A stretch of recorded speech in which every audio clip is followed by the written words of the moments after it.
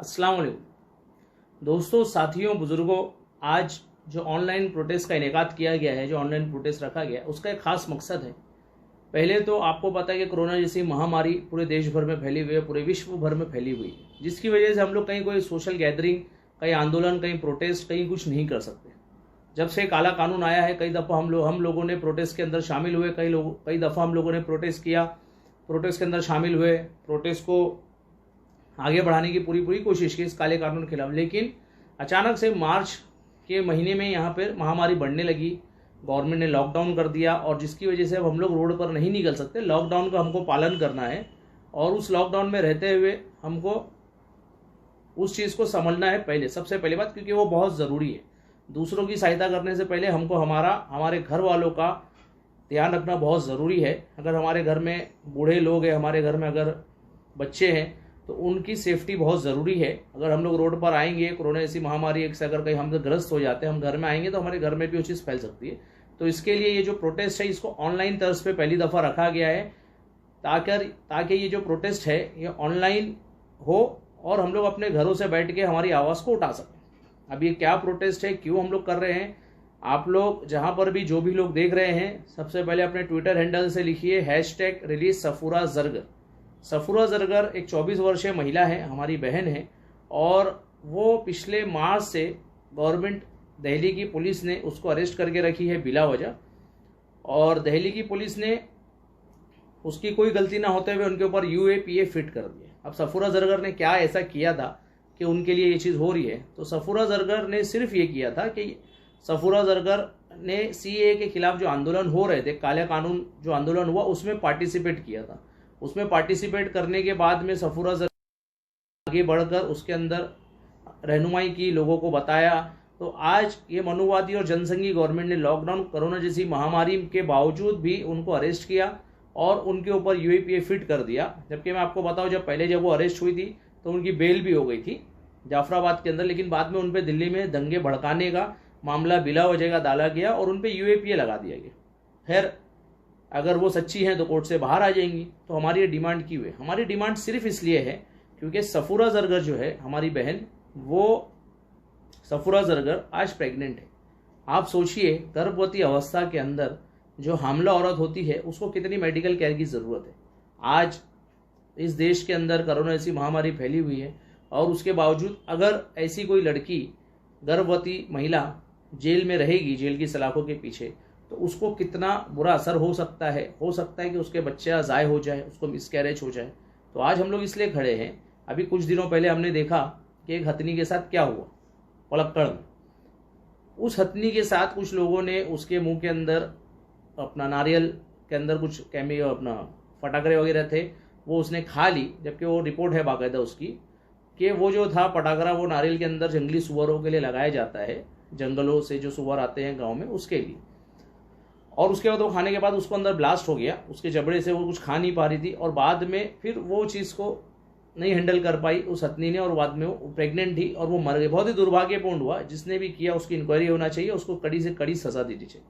लेकिन हिंदुस्तान के अंदर एक हथनी के ऊपर, एक मौत के ऊपर जितना बवाल हुआ, क्या कभी आपने सोचा कि सफूरा जरगर जो एक प्रेग्नेंट महिला है, 24 वर्षीय, जब वो अरेस्ट हुई थी तब भी आपको याद होगा कि उसके कैरेक्टर के ऊपर कैसी बातें की जा रही थी, उसके कैरेक्टर के ऊपर क्या क्या बोला जा रहा था कि ये जो है ये प्रेग्नेंट है, तो ये प्रेग्नेंट कैसे हुई, तो ये NRC के अंदर गई थी तो वहाँ से प्रेग्नेंट हो गई, शादीशुदा है या नहीं है। अरे भाई, शादीशुदा है या नहीं है वो हमारा कंसर्न ही नहीं है। सफूरा जरगर तो बाकायदा शादीशुदा थी, उसका तो शौहर है जो उसके लिए केस लड़ रहा है। लेकिन अगर कोई महिला शादीशुदा है या नहीं, वो हमारा कंसर्न नहीं। हमारा कंसर्न है अगर हमारे घर में हमारी कोई बहन, बेटी, कोई भी गर्भवती होती है तो हम उसका कितना ध्यान रखते हैं, हम उसके लिए क्या क्या करते हैं। उसको कोशिश करते हैं कि अच्छा मेडिकल एड उसको दिया जाए, अच्छे से अच्छा उसके लिए खान पान का इंतजाम रखते हैं ताकि वो एक स्वस्थ बच्चे को दुनिया में लाए। कितने बड़े प्रोसेस और कितने अच्छे प्रोसेस से गुजरती है वो, एक बच्चे को जन्म देती है। लेकिन यहाँ पर क्या हो रहा है, सिर्फ और सिर्फ ये मनुवादी और जनसंघी गवर्नमेंट ने इनके खिलाफ आवाज़ उठाने के लिए आज सफूरा को उस जेल के अंदर डाल के रखा है, और उसको बेल नहीं हो रही है। उस गर्भवती औरत को इन्फेक्शन हो गया है, हो सकता है कल उसका बच्चा ज़ाय हो जाएगा, तो उसकी जिम्मेदार कौन है?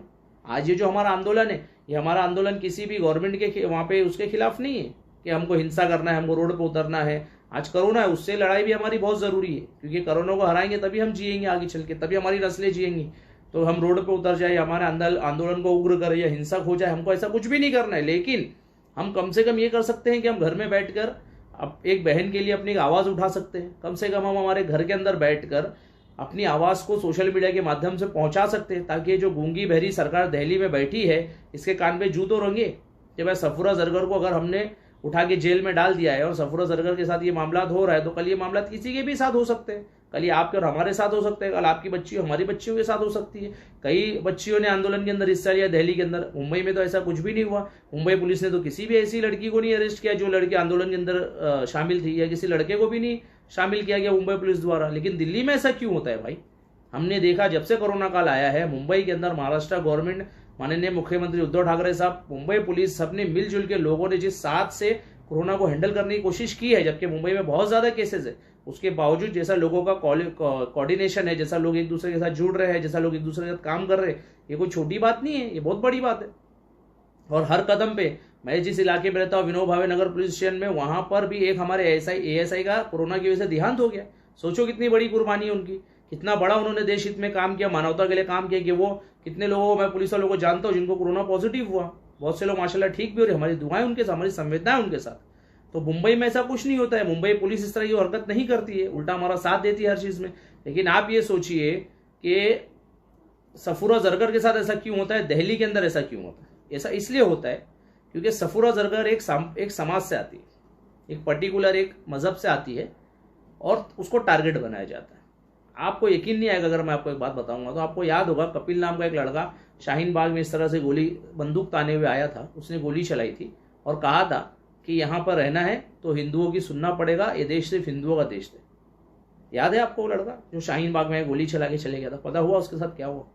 जो बाकायदा बंदूक लेके आया, जिसने बाकायदा गोली चलाई, वो लड़का आज रिहा हो चुका है, उसको बेल मिल चुकी है। और बेल का ग्राउंड में बताऊं आपको क्या है, माननीय न्यायालय ने उसको जो बेल दिया है उसका ग्राउंड ये है कि उसके घर में एक बीवी और एक बच्चा है। अरे भाई, जो बंदूक लेके आता है, जो ऐसे हमारे जमहूरी निज़ाम को तोड़ने की बात करता है, जो ये बोलता है कि हिंदू राष्ट्र बनेगा, जो ये बोलता है, जिसको यहाँ के संविधान के ऊपर भरोसा ही नहीं है, जो यहाँ के लोकतंत्र में जीना ही नहीं चाहता, उस शख्स को बेल मिल जाती है। लेकिन उस सफूरा जैसी एक लड़की को बेल नहीं मिलती है जो प्रेग्नेंट है, और जिसका कसूर सिर्फ यह है कि उसने आंदोलन किया। उसका कसूर सिर्फ ये है कि उसने काले कानून के खिलाफ आंदोलन के अंदर जाके हमारे लिए खड़ी। क्या सफूरा जरगर खुद के लिए खड़ी थी? क्या सफूरा जरगर खुद के लिए वहां पे आंदोलन कर रही थी? नहीं, सफूरा जरगर ने आपके लिए आंदोलन किया, बात ध्यान रखिए। सफूरा जरगर ने हमारे लिए आंदोलन किया। सफूरा जरगर ने उन लोगों के, उन बच्चों के लिए आंदोलन किया जो आज पैदा भी नहीं हुए, उन लोगों के लिए आंदोलन किया है, हमारी नस्लों के लिए आंदोलन किया है। अशफाक उल्लाह खान, भगत सिंह जब फांसी पे चढ़े थे तब उनको नहीं पता था कि आने वाली नस्लें किस तरह सांस लेंगी, लेकिन आज उनकी मरूने मिन्नत हम लोग जो है हिंदुस्तान में सांस ले रहे हैं, आजाद हिंदुस्तान में हम सांस ले रहे हैं, ये उनकी मरूने मिन्नत है। ये भगत सिंह, अशफाक उल्लाह खान, मौलाना मोहम्मद अली और फजल खैराबादी की बदौलत है कि हम लोग आज इस मुल्क के अंदर आज जी रहे हैं और सांस ले रहे हैं। आपको मालूम है फजल खैराबादी कौन थे?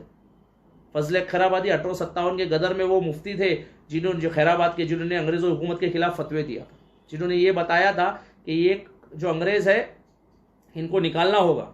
एक इस्लामिक स्कॉलर थे और जावेद अख्तर साहब के दादा के वालिद भी थे। आज जो फरहान अख्तर, जोया अख्तर, उनके दादा के दादा थे, उन्हीं की नस्ल है वो। फजल खैराबादी की नस्ल है, जानिसार अख्तर, जावेद अख्तर, फरहान अख्तर, ये उन्हीं की नस्ल है। तो उन्होंने बाकायदा फतवा दिया था अंग्रेजों के खिलाफ। तो हमारे अंदर, हमारे बदन के अंदर फजल खैराबादी साहब का खून है, हमारे अंदर गदर में उन लाखों उलमाओं का खून है जो उलमाओं ने इस देश के लिए कुर्बानी दी है, और आज आप कहते हो कि इस देश को छोड़ दो। हमारे अंदर लेफ्टिनेंट शाहनवाज खान का खून है, जिन्होंने आज़ाद हिंद फौज के अंदर ये बताया था और शहादत दी थी कि हम सुभाष चंद्र बोस की जबान पे अपनी जान दे देंगे और भारत के लिए, आज़ादी के लिए हम अपनी जानों को कुर्बान करेंगे। आपको पता है भारत माँ कौन है? कभी देखी है आपने भारत माँ? नहीं देखी है ना। छोटी सी आपको चीज़ बताता हूँ, भारत माँ कौन है, आपको समझ में आ जाएगी। भारत माँ किसी ने देखा नहीं है ना, किसने देखा? उन्हीं के शब्दों में मैं आपको बताता हूँ। सुभाष चंद्र बोस 1940 के अंदर जब आज़ाद हिंद फौज को खड़ा कर रहे थे, जब अंग्रेजों के खिलाफ जंग लड़ना था, तब उन्होंने गुजरात के अंदर एक गांव में पहुंचे। यूसुफ मरफानी नाम के एक शख्स ने उनको 1940 में, एक मुसलमान, यूसुफ मरफानी, गुजराती मुसलमान ने कितना पैसा दिया था आपको पता है? याद है आपको? 1 करोड़ रुपया उस इंसान ने आज़ाद हिंद फौज को बनाने के लिए सुभाष चंद्र बोस को 1 करोड़ रुपया दिया था 1940।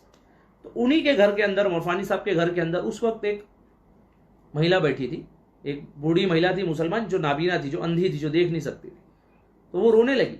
उन्होंने कहा कि मैं तो कुछ दे नहीं सकती आपको सुभाष बाबू, लेकिन मैं चाहती हूँ कि मैं इस कंट्रीब्यूशन करूँ, हिंदुस्तान की आज़ादी के लिए मैं भी कंट्रीब्यूशन करूँ, लेकिन मैं कुछ दे नहीं सकती आपको, मैं बूढ़ी हूँ, मेरे पास अगर 1 करोड़ रुपए होते तो मैं दे देता। सुभाष बाबू ने उनसे क्या कहा पता है आपको? सुभाष चंद्र बोस जी ने उनसे कहा कि माँ, तेरे पास एक नौजवान है, तेरा एक बेटा है, जिसको तूने पाल पोस के बड़ा की है, जिसका नाम है शाहनवाज, उस शाहनवाज को तू मुझे दे दे, तो इस 1 करोड़ रुपए से बड़ा बलिदान तू देगी। तो उस माँ ने अपने बेटे शाहनवाज को कहा कि जाके सुभाष चंद्र बोस के साथ जाओ और हिंदुस्तान को आज़ाद कराओ, भारत को आज़ाद कराओ अंग्रेजों की बेड़ियों से। जब शाहनवाज गए उनके साथ, सुभाष चंद्र बोस के साथ, उनको सुभाष चंद्र बोस ने आज़ाद हिंद फौज में लेफ्टिनेंट बनाया। लेफ्टिनेंट बनने के बाद उन्होंने वहाँ पर अंग्रेजों से लड़ाई लड़ी, जिसके अंदर वो शहीद हुए, लेफ्टिनेंट शाहनवाज खान। तो उसके बाद सुभाष चंद्र बोस ने अपनी पूरी फौज को उस माँ के आगे खड़ा किया, उस खातून, उस नाबीना खातून जिन्होंने इतनी बड़ी कुर्बानी दी, अपने बेटे की, नौजवान बेटे की कुर्बानी, उनके आगे खड़ा किया और उनको बोला सुभाष चंद्र बोस ने कि ये जो है ना, ये औरत, ये भारत माता है, ये औरत ही भारत माता है, ये हमारी भारत। तो ये हिंदुस्तान है, ये हिंदुस्तान में हमेशा से, सदियों से, अशोक सम्राट का दौर हो, हमारा चंद्रगुप्त मौर्य का दौर है, मुगलों का दौर हो, अंग्रेजों का दौर है, ये हमेशा से यहाँ की जो संस्कृति है, यहाँ की जो तहजीबें हैं, वो भाईचारा है, वो सबको लेकर चलने वाला निज़ाम है। यहाँ पर हम सबको लेके चलते हैं। हमने कभी भी किसी भी ऐसी फासिस्ट हुकूमत का साथ नहीं दिया जो यहाँ पर सिर्फ मुसलमानों की बात करे या सिर्फ हिंदुओं की बात करे। लेकिन आज ये क्यों हो रहा है? अक्सर व बेशतर हम कम से कम 6 सालों से पिछले देख रहे हैं कि हमसे कई टाइम पे सवाल उठाए जाते हैं, भगवान श्री राम के नाम पर हमको डराया जाता है। भगवान श्री राम से तुमको सीखो, तुम मक्कार हो, तुम भगवान श्री राम के वंशज नहीं हो, तुम मक्कार हो। वो तो एक भगवान थे, श्री राम ने तो अपना सब कुछ त्याग दिया था, वनवास ले लिया था सच्चाई के लिए, और तुमने सत्ता की लालच के लिए कई लोगों की लाशों के ऊपर खड़े होकर तुमने अपनी सत्ता का अंबार लगाया है, कई लोगों की लाशों गिरा के तुम आज यहाँ तक पहुंचे हो। तुम भगवान श्री राम के वंशज नहीं हो, तुम मक्कार हो। वो जो भगवान श्री राम थे उन्होंने तो शबरी के झूठे पैर भी खा लिए थे। आज क्यों आरएसएस का कोई भी मुख्यालय जो संचालक होता है वो दलित नहीं होता है, सिर्फ वो ब्राह्मण ही होता है? क्यों ऐसा है? क्योंकि तुम्हारे अंदर जात पात धर्म का जो है ना बीज, वो बहुत अंदर था।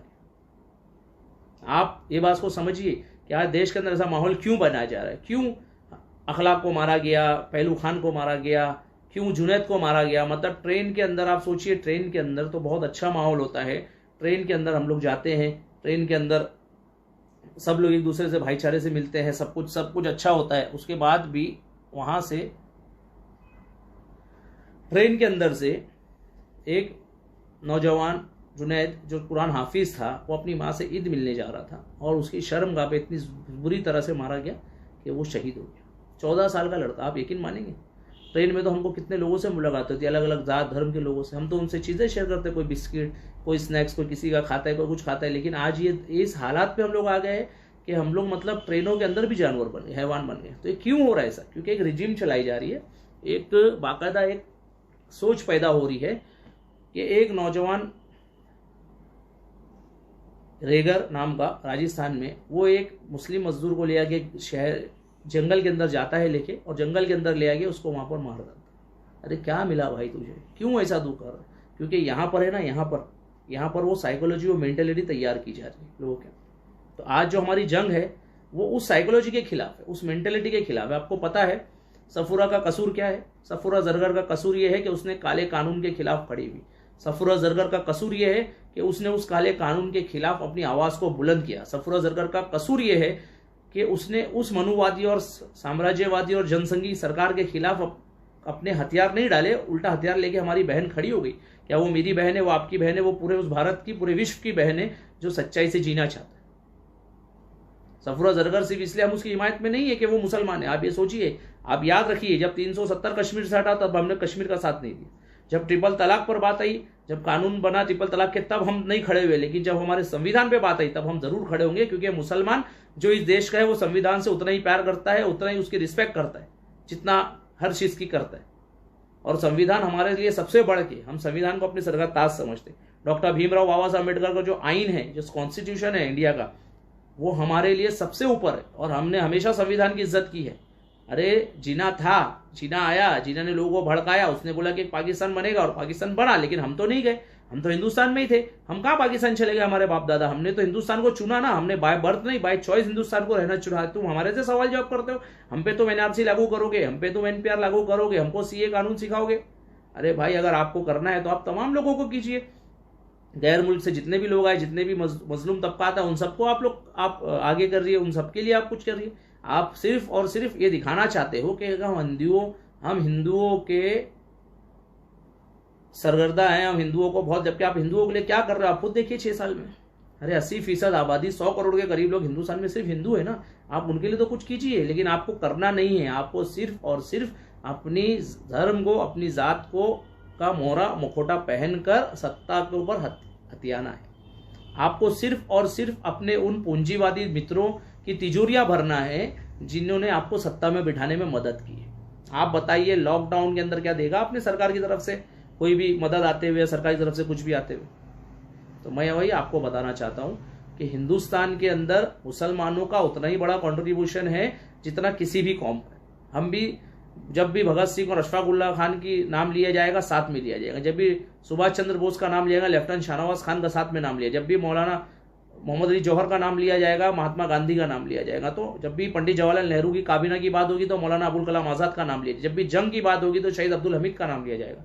तो हमने हर जंगों के अंदर कंट्रीब्यूशन किया, अपनी जानों की कुर्बानी दी है। हमारी बहनों ने अपनी शौहरों की कुर्बानी दी है, वो खुद बेवा हो गए हिंदुस्तान के लिए। तो हमको वही देखना है कि भाई आज ये हालात क्यों हो रहे 6 साल में? क्यों हमारे से पूछा जाता है कि भाई मुसलमान क्यों है, हिंदू कौन है, या ऐसा क्यों है, वैसा क्यों है? इसलिए हो रहा है क्योंकि एक पर्टिकुलर मनुवादी लोग इस तरह की सोच समाज में डाल रहे हैं और उस सोच के खिलाफ हमको खड़ा हो। हमको ये लोगों को बताना है कि भाई इस सोच के खिलाफ हम लोग जरूर खड़े होंगे। जिस तरह से सफूरा जरगर खड़ी हुई थी उस तरह से हम लोग भी खड़े होंगे और हम लोग भी उस सोच को नकारेंगे, उस सोच के आगे कभी अपने घुटने नहीं डालेंगे। चाहे आप हमारी जान ले लीजिए, चाहे आप हमारे बदन से खून का कतरा निकाल दीजिए, लेकिन उस सोच के खिलाफ हम जरूर खड़े होंगे। क्योंकि ये जो देश है, ये महात्मा गांधी का देश है, सुभाष चंद्र बोस का देश है, मौलाना अबुल कलाम आजाद का देश है, ये डॉक्टर भीमराव बाबा साहब अम्बेडकर का देश है। ये देश हमारा जो चलेगा, ये कॉन्स्टिट्यूशन से चलेगा, आइन से चलेगा। ये हमारा देश किसी के मनुस्मृति से या किसी जनसंघ की सोच से नहीं चलेगा। तो आज हमको सफूरा जरगर के लिए जबरदस्त तरीके से आवाज उठानी है। जितना भी सोशल मीडिया प्लेटफॉर्म है, कोरोना की वजह से हम लोग नहीं आ सकते रोडों पर, हम आंदोलन नहीं कर सकते, हम कहीं कुछ नहीं कर सकते और हमको करना भी नहीं। जब तक गवर्नमेंट की क्लियर कट गाइडलाइंस नहीं आ जाएंगी, हम ऐसा कोई भी आंदोलन या प्रोटेस्ट नहीं करेंगे। क्योंकि कोरोना एक बहुत बड़ी महामारी है और इसको हमको किसी भी तरह रोकना सबसे पहले। तो हम जो कर सकते हैं, कम से कम आप सोशल मीडिया पे कर सकते हैं। आप सोशल मीडिया के तौर पे जहाँ पर भी जो भी लोग अपना वीडियो डाले, जहाँ भी जो लोग हैं वो लोग अपने वीडियोस को शेयर करें, जो लोग डाल रहे हैं अपनी खुद एक पोस्ट लिखिए #रिलीज सफूरा जरगर, ताकि आज जो भी व्हाट्सअप, फेसबुक, ट्विटर खोले उसको सबसे पहले फेसबुक दिखे, अपना फेसबुक, ट्विटर, इंस्टाग्राम खोले तो उसको दिखे रिलीज सफूरा जरगर। हमको सफूरा जरगर को आज इतनी बड़ी तादाद के अंदर #रिलीज सफूरा जरगर को चलाना है ताकि पूरा देश के अंदर ये ट्रेंड हो जाए और ये सबको पता चले, जो मनुवादी और जनसंघी जो लोग सरकार में बैठे हैं, जो वक्त ये फिरौन बन के बैठे, उनको ये पता चले कि लोग तुम्हारे आगे झुकने वाले नहीं है। हाँ, लॉकडाउन की वजह से, कोरोना की वजह से हम घर में मौजूद जरूर, लेकिन हमारी सोच को तुम कैद नहीं कर सकते। आज मैं अकेला अपने घर में बैठा हूं। आज संविधान बचाओ मंच के जरिए हमने प्रोटेस्ट रखा, मैंने, अजमल शेख साहब ने, आदिल अंसारी साहब ने, हम लोगों ने, संविधान बचाओ मंच की हमारी टीम ने आज ये प्रोटेस्ट का आयोजन किया। लेकिन हमने सबसे दरखास्त की कि सब अपने घरों के अंदर रहेंगे और अपने घरों से, अपनी ऑफिस से, जहां पर भी आप लोग हैं अंदर सुरक्षित रहेंगे और वहां से आप प्रोटेस्ट करेंगे। आज ये संविधान बचाओ मंच ने जो काम किया है, ये सिर्फ अपने लोगों के लिए अपने घर के अंदर से बैठ के किया। हमने कहीं गैदरिंग नहीं की, हमने कहीं जमा होना नहीं किया, क्योंकि हमको पता है कि बाहर के हालात कितने सख्त हैं, कितने लोग मुनासिब नहीं है रोडों पे आना, पुलिस को भी परेशानी होगी बिला वजह की, और कोरोना जैसे हालात है। तो हमने अपने घर से बैठ के इस चीज को करने की कोशिश की। हम अपने घर से बैठ के करेंगे इस चीज को। तो मैं वही बोलने आया हूं भाइयों कि इंस्टाग्राम, व्हाट्सएप, फेसबुक और ट्विटर के मेरे तमाम लोगों से हाथ जोड़ के मेरी विनती है कि आप ट्विटर के ऊपर #रिलीज सफूरा जरगर, #रिलीज सफूरा जरगर, जो मैंने वीडियो के कैप्शन में भी डाला है, #रिलीज सफूरा जरगर के ऊपर आप जाएं और #रिलीज सफूरा जरगर के ऊपर जाकर आप ये पूरा ट्रेंड चलाए ट्विटर के ऊपर, ताकि ट्विटर पे लोगों को पता चले वो एक अच्छा प्लेटफॉर्म है। कई लोग ट्विटर के ऊपर है, हमारे कई सरकारी लोग भी ट्विटर के ऊपर है, गवर्नमेंट भी है, तमाम लोग ट्विटर के ऊपर जाएं, उस ट्रेंड को चलाएं और ये बताएं कि भाई हम लोग चुप बैठने वाले लोग नहीं हैं। अगर हमारी कोई माँ, बहन, बेटी के ऊपर गलत तरह से इल्जाम लगाए जाएंगे तो हम लोग आवाज उठाएंगे। #Release Safoora Zargar, #release Safoora Zargar. Twitter, Facebook, Instagram, WhatsApp, जहां पर भी आप है वहां से इसको शेयर कीजिए, इतना शेयर कीजिए, इतना शेयर कीजिए कि आज एक सुनामी आ जाए पूरे देश पर। क्या कसूर था सफूर जरगर? आपको यह पता है जब सफूर जरगर को अरेस्ट किया गया, वो हमारी बहन 24 साल जो आंदोलन के अंदर बढ़ चढ़ के हिस्सा ले रही थी, क्या गुनाह है आंदोलन करना? जब उसको अरेस्ट किया गया तो उसके बारे में क्या क्या लिखा गया? जब अरेस्ट किया गया तो उसके बारे में लिखा गया कि उसका कैरेक्टर अच्छा नहीं। जब अरेस्ट किया गया तो उसके बारे में लिखा गया कि उसको मतलब प्रोटेस्ट में गई थी तो प्रेग्नेंट हो गई थी। जब अरे कई लोगों के मैं ट्वीट्स आपको दिखा सकता हूँ, उनका नाम लेना नहीं चाहता मैं, कि उन्होंने मतलब उसके फोटोज को जो माइक पकड़ के जो कर रही है कि she had sex after this frustration, मतलब फ्रस्ट्रेशन को निकालने के लिए। मतलब किस तरह की बातें हम कर रहे हैं, किस तरह का जहर घोल रहे हिंदुस्तान भर में। अरे मैं आपको बताना चाहूँगा, मौलाना मोहम्मद अली जौहर ने गोश्त खाना छोड़ दिया था। क्यों? इसलिए छोड़ दिया था क्योंकि मौलाना मोहनदास करमचंद गांधी, महात्मा गांधी जी से उनकी इतनी कुर्बत थी, इतनी मोहब्बत थी कि उन्होंने गोश्त खाना छोड़ दिया था, सिर्फ इसलिए कि कहीं उनको बुरा ना लगे, कहीं उनको ऐसा ना लगे। कभी गांधी जी ने उनको कभी मना नहीं किया था कि आप ये मत खाइए, आप ये खाइए। वो ब्राह्मण थे, वो वेजिटेरियन थे, लेकिन मौलाना मोहम्मद अली जौहर ने एक अपने रिस्पेक्ट से, एक मोहनदास करमचंद गांधी, महात्मा गांधी जी की रिस्पेक्ट में गोश्त को खाना छोड़ दिया था कि कहीं उनको ऐसा लगे नहीं कि यार ये मौलाना मोहम्मद अली जौहर जो गोश्त खाते। सोचिए क्या लेवल ऑफ रिस्पेक्ट होगा, कितनी मोहब्बत होगी मौलाना मोहम्मद अली जौहर के अंदर महात्मा गांधी को लेके। तो इस देश के अंदर जब भी हिंदू मोहनदास करमचंद गांधी बनाए ना, तो मुसलमान मौलाना मोहम्मद अली जौहर ही बनाए, ये बात ध्यान रखिए। हम लोग शाहीन बाग भी गए थे, कुर्ला मुंबई से हमारा छोटा सा दल संविधान बचाओ मंच का, हम लोग शाहीन बाग गए थे। शाहीन बाग के अंदर हम लोगों ने वहाँ लोगों से अपनी तकरीर भी शेयर की, लोगों से बात भी की, हम उन दादियों से भी मिले और उनसे भी हमारी काफ़ी बात हुई। जब हमको पता चला कि वहाँ क्या माहौल है, हम लोग वहाँ थे 2-4 दिन, तब हमको पता चला कि उनके अंदर क्या जज्बे है। मतलब कि हमको ऐसा लग रहा था कि हम कहीं और दुनिया में आ गए, ऐसा लग नहीं रहा था कि हम इस दुनिया के अंदर दिल्ली के अंदर बैठे हुए, ऐसा लग रहा था हम किसी और आ गए। मैं आपको एक चीज़ बताऊं, उस प्रोटेस्ट के अंदर हमारी एक बहन थी नाजिया नाम की। उस नाजिया नाम की हमारी बहन जो उस प्रोटेस्ट में आके बैठती थी ना, उसका 4 महीने का बच्चा था, और वो 4 महीने का बच्चा, नाजिया नाम हमारी बहन का 4 महीने का बच्चा जो था वो फौत हो गया, क्योंकि दिसंबर जनवरी में वहाँ प्रोटेस्ट हो रहा था और काफ़ी ठंड थी वहाँ पर, और वो डेली हमारी बहन आगे बैठी थी। छोटा बच्चा था, कहाँ उसको छोड़ गया तो लेके आती थी साथ में। वो बच्चे का इंतकाल हो गया, और इंतकाल के तीसरे दिन है ना, नाजिया नाम की वो हमारी बहन वापस आके उस प्रोटेस्ट में बैठी थी। ये उस जज्बे को हमारे को सलाम करना चाहिए। कल हो सकता है कल वो नाजिया भी हमारी जो है वो बहन अरेस्ट हो जाए, उस पर भी कोई किसी किस्म का कोई इल्ज़ाम लगा, तब हम क्या करेंगे? तो क्या उसकी कुर्बानी रायगा जाएगी? लेकिन हमको कहीं हिंसक नहीं होना है, हमको कहीं किसी के भड़कावे में नहीं आना है, हमको कोई किसी की भी बात में नहीं आना है। हमको सिर्फ और सिर्फ आपको, हाँ बिल्कुल सही कहा, एक हमारी बहन ने लिखी है कि इंसानियत होनी चाहिए, बिल्कुल सही है। हमारा मजहब भी यही सिखाता है कि इंसानियत। हुजूर पाक सल्लल्लाहु अलैहि वसल्लम की तालीमात क्या थी, क्या किया हुजूर पाक सल्लल्लाहु अलैहि वसल्लम ने? हुजूर पाक सल्लल्लाहु अलैहि वसल्लम फरमाया कि मैं तो अखलाक बनाने आया हूँ लोगों के, और ये भी बोला है हुजूर पाक सल्लल्लाहु अलैहि वसल्लम की सही हदीस है कि हुब्बुल वतनी निस्फुल ईमान है। हमारी वतन से जब तक मोहब्बत हमारे दिल में नहीं होगी, हमारा ईमान मुकम्मल नहीं होगा। तो हमको अपने वतन से मोहब्बत करना है, और जब भी ऐसी कोई चीज़ होगी हमारे वतन के खिलाफ, ऐसा कोई काला कानून, मनुवादी लोग और जनसंघी लोग ऐसा कोई काला कानून लाएंगे, उस काले कानून के खिलाफ हम लोग हमेशा इसी खड़े रहेंगे।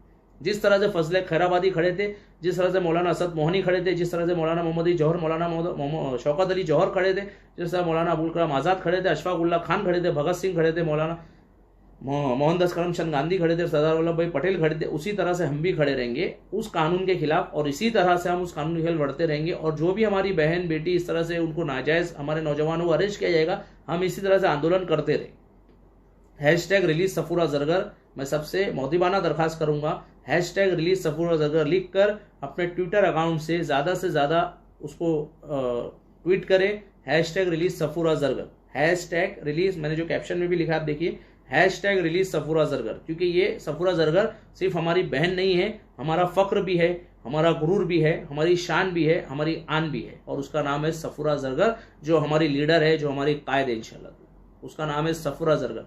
आज कल खुदा ना खास्ता अगर जो उसके पेट में हमल है जो प्रेगनेंसी है, कल वो अगर बच्चे को कुछ हो जाए, वो बच्चा अगर ज़ाय हो जाए, तो उसकी जिम्मेदारी किस पे? क्या हश्र में आप जवाब दोगे? अपने खुदा के सामने खड़े होगे क्या जवाब दोगे?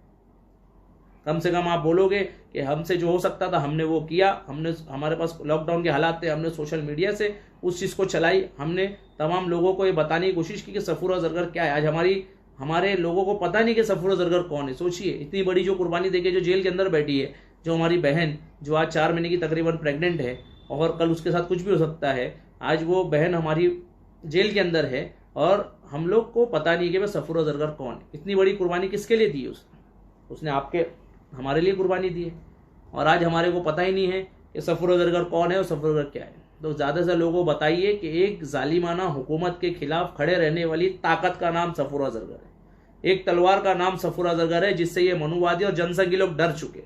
एक हिम्मत का नाम सफूरा जरगर है जिसने मनुवादी और जनसंघी लोगों को घुटने पे बैठाने का काम किया है। हमारी शान का नाम सफूरा जरगर है, हमारी बहन का नाम सफूरा जरगर है, हमारे गुरूर का नाम सफूरा जरगर है, हमारी आन बान शान का नाम सफूरा जरगर है। सलाम है उस बहन को, सलाम है जो उसके साथ जो लोग जुड़े हुए, जो लोग जिस तरह से भी काम कर रहे हैं। तो हम कुछ नहीं कर सकते, हम सिर्फ सफूरा जरगर के लिए अपने सोशल मीडिया अकाउंट से ट्वीट कर सकते हैं, हम सिर्फ सफूरा जरगर से लोगों को अवेयर कर सकते हैं, हम व्हाट्सएप से बता सकते हैं, हम फेसबुक से, टिंडर से, ट्विटर से, टिकटॉक से, जहां से भी हम लोग सफूरा जरगर के बारे में जो बातें बता सकते हैं अपना आंदोलन दर्ज करा सकते हैं। Hashtag release Safura. आपके अगर दिल के अंदर इतना सा भी रहम है ना किसी के लिए, तो आप जरूर लिखेंगे इंशाल्लाह ताला। मेरे को उम्मीद है लोगों से कि लोग इस बार सपोर्ट करेंगे। हमारे तमाम हिंदुस्तानी भाई, हिंदू, मुस्लिम, सिख, ईसाई, जैन, बिलीवर्स, नॉन बिलीवर्स, जितने तमाम लोग हैं सब सफूरा के लिए आगे आएंगे और आज सोशल मीडिया पे एक तूफान आ जाएगा इंशाल्लाह ताला। आज संविधान बचाओ मंच की कोशिश रायगा नहीं जाएगी, आज आदिल मंसूर अजमल की कोशिश रायगा नहीं जाएगी इंशाल्लाह ताला। मैं सलाम करता हूं आप तमाम लोगों को, जो लोग भी हमारा लाइव देख रहे हैं, जिन लोगों ने भी शेयर किया और हमारे को प्रोत्साहित किया। लेकिन याद रखिए, रिलीज सफूरा जरगर, इसको ट्रेंड करना है, इसको जबरदस्त तरीके से ट्रेंड कीजिए। तमाम लोगों को बताइए कि सफूरा कौन है। हमारी बहन एक गर्भवती अवस्था के अंदर जेल के अंदर बंद है और ये जो गवर्नमेंट है उसने बिला वजह उस पर UAPA लगाया है और आज वो जेल के अंदर है। अगर हम उसके लिए आवाज नहीं उठाएंगे ना तो हशर में हम खुदा को मुंह नहीं दिखा पाएंगे। आप ये ध्यान रखिए। 4 महीने की एक प्रेग्नेंट हमारी बहन, हमारी बच्ची जो 24 साल, उसको आज इस कानून के अंदर ढकेला जा रहा है और वो भी कोरोना जैसी महामारी में। और जो गोलियां चलाते हैं उनको आजाद किया जा रहा है, उनको बेल दिया जा रहा है। शाहीन बाग में जिन्होंने गोलियां चलाई, जिन्होंने अपशब्द कहे, उनको छोड़ा जा रहा है। और सफूरा जब अरेस्ट होती है तो उसके बारे में अपशब्द बोले जाते, सफूरा के बारे में फालतू बातें की जाती है और गर्भ अवस्था में उसको जेल के अंदर डाला जाता है 4 में। सिर्फ ये कसूर था उसका कि उसने इस काले कानून के खिलाफ अपनी आवाज उठाई, आंदोलन को हमेशा तेज रखा और आंदोलन करती रही CA NRC के खिलाफ। तो क्या ये उसका कसूर था? क्या ये उसके लिए उस आंदोलन जो उसने की थी, क्या ये उसने अपने लिए आंदोलन की थी? नहीं, ये आंदोलन आपके लिए की थी, ये आंदोलन हमारे लिए की थी, हमारे बच्चों के लिए की थी, हमारी नस्लों के लिए की थी। ये बात ध्यान रखना भाइयों साथियों। तो सफूरा जरगर सिर्फ हमारी बहन नहीं है, सफूरा जरगर हमारी शान है, सफूरा जरगर हमारा गुरूर है, सफूरा जरगर हमारी आन है। और इसके बाद भी हमारी किसी बहन बेटी के ऊपर अगर कोई इस तरह की हरकत करेगा तो उसके खिलाफ भी हम लोग इंशाल्लाह इसी तरह एक यूनाइट होकर खड़ेंगे। आज मैं मुंबई से हूं, जहां भी जो लोग देख रहे हैं उसको ज्यादा से ज्यादा शेयर कीजिए, ज्यादा से ज्यादा बताइए लोगों को, सफूरा के बारे में बताइए, सफूरा जरगर के बारे में बताइए कि किस तरह से हमारी बहन आज उन लोगों के बीच में। और ये ध्यान रखिए, ये हार नहीं है सफूरा की। आज अगर कोई ये सोचे कि सफूरा जरगर जो आज आंदोलन के अंदर थी, CA NRC के अंदर थी और फिर बाद में वो उसकी हार हो गई है, अरे यार वो तो अब अंदर हो गई बेचारी, क्या ये उसकी हार नहीं है। ये तो मुश्किल वक्त तो सब पे आता है, बड़े बड़े लोगों पे आया है, वो छोटी सी चीज है। लेकिन सोचिए अल्लाह कितने इनामात से उसको नवाजे, कितने इनामात से, कितने दर्जात उसके बुलंद हो रहे होंगे अल्लाह के नजदीक, क्योंकि वो कुर्बानी उसकी जो है वो आपके लिए, हमारे लिए, और जो उम्मत के लिए खड़ा होता है इंशाल्लाह अल्लाह की मदद उसको जरूर आती है। ये हमारा ईमान है, ये हमारा अकीदा है कि हमको अच्छे काम करते रहना है और हमको, और जो भी आज सफूरा के लिए खड़े रहेगा अल्लाह ताला उसको भी नवाजेगा इंशाल्लाह। आप ये ध्यान रखिए, सफूरा जरगर सिर्फ एक नाम नहीं है, एक तहरीक है। सफूरा जरगर एक नाम नहीं, एक आंदोलन है। सफूरा जरगर एक नाम नहीं, एक प्रोटेस्ट है। सफूरा वो नाम है जिसके आगे आज जनसंघी लोग भी घुटने टेकने पे मजबूर हो गए हैं। सफूरा वो हिम्मत है जो हमको हिम्मत देती है, सफूरा वो इज्जत है जो हमको इज्जत देती है। आज हमारी इज्जत का नाम सफूरा जरगर है, हमारे प्राइड का नाम सफूरा जरगर है, हमारी आन बान शान, हमारे गुरूर का नाम सफूरा जरगर है। और मैं फख्र करता हूं अगर मेरे घर में भी सफूरा जैसी औलादे पैदा होती। और हम इस कानून के खिलाफ कभी घुटने नहीं टेकेंगे, हम हमारी नस्लों को कभी भी इस कानून में आने नहीं देंगे, कभी भी कानून के खिलाफ हम घुटने नहीं टेकेंगे। हमेशा इंशाअल्लाह ताला हम इस कानून के खिलाफ इसी तरह डटे रहेंगे। और अंत में मैं तमाम लोगों का शुक्रिया अदा करता हूँ, जितने भी लोगों ने आपको सपोर्ट किया, जितने भी लोगों ने लाइक शेयर कमेंट किए। संविधान बचाओ मंच की तरफ से मैं, अजमल शेख, आदिल अंसारी, हम तीनों आपके शुक्रगुजार है कि आपने हमेशा हमको सपोर्ट किया, हमको नवाजा, इज्जत से नवाजा और आपने इस तहरीक को आगे बढ़ाने में हमारी कोशिश की। लेकिन ये साथ ही साथ याद रखिए, सोशल मीडिया सिर्फ एक ही प्लेटफॉर्म है जहां से हम अपनी आवाज़ अभी उठा सकते हैं लॉकडाउन और कोरोना की महामारी में। हमको कोई रोड पे नहीं आना है, हमको कोई हिंसक झड़प नहीं करना है, हमको किसी तरह की कोई भी हिंसा नहीं करना है, क्योंकि हम मोहनदास करमचंद गांधी के उसूलों पे चलने वाले लोग हैं। हम इनके जनसंघियों के उसूलों पे, नारंगियों के उसूलों पे चलने वाले लोग नहीं है जिन्होंने 52 साल अपने हेड ऑफिस के ऊपर हिंदुस्तान का झंडा नहीं लहराया। अरे झंडा तो हमने अपने दिल के अंदर बसाया है, झंडा तो हमने अपनी रूह के अंदर बसाया है। अगर आपको पूछना है तो जाइए बीवी फातिमा से पूछिए। सावित्रीबाई फुले, ज्योतिबा फुले की बीवी सावित्रीबाई फुले जब पहली दफा दलितों के लिए, औरतों के लिए स्कूल खोल रही थी तो उसको जगह देने का काम बीबी फातिमा ने किया। आज जाके फजले खैराबादी से पूछिए वो कौन थे। गदर के उन उलमाओं से लागू पूछिए, मेरठ से लेकर दिल्ली तक जिनके सर दरख्त के ऊपर कटे हुए थे। आजादी में हमारा जो, अगर आप बोल रहे आजादी के अंदर आपका क्या, तो आपका क्या आपको पता चलेगा। और ये कौन थे? ये मुखबिर थे उनके, जो आज बैठ के हमको सिखा रहे कि एनआरसी और एनपीआर क्या है और एनआरसी क्या है। खैर वो बातें और होती रहेंगी इंशाल्लाह ताला बाद में। लेकिन आज मेरी तमाम लोगों से मोदीबाना दरखास्त है कि आप लोग सब लोग #सफूरा जरगर पे जाएं, #सफूरा जरगर को चलाएं और आज ऐसा एक तूफान लेके आ जाए जब तक कि भाई #सफूरा जरगर को ही ट्रेंड करे, #सफूरा जरगर। ये बात मेरी ध्यान रखिए, क्योंकि मैं फिर बोलूंगा आपको, सफूरा सिर्फ एक नाम नहीं, एक तहरीक है। सफूरा हमारी इज्जत है, हमारी आन है, हमारी शान है। सफूरा हमारा गुरूर है और वो बहुत जल्द इंशाल्लाह, हमारी दुआएं उसके साथ है, बहुत जल्द रिलीज होगी। बस उसके लिए दुआ भी कीजिए, उसके पेट में जो बच्चा है उसके लिए भी दुआ कीजिए आप लोग। और रिलीज सफूरा जरगर, #रिलीज सफूरा जरगर को चलाएं। और ये बात ध्यान रखिए, जब तक हमारे बदन में खून का एक कतरा भी है हम इसी तरह लड़ते रहेंगे इंशाल्लाह ताला। जय हिंद, अस्सलाम वालेकुम।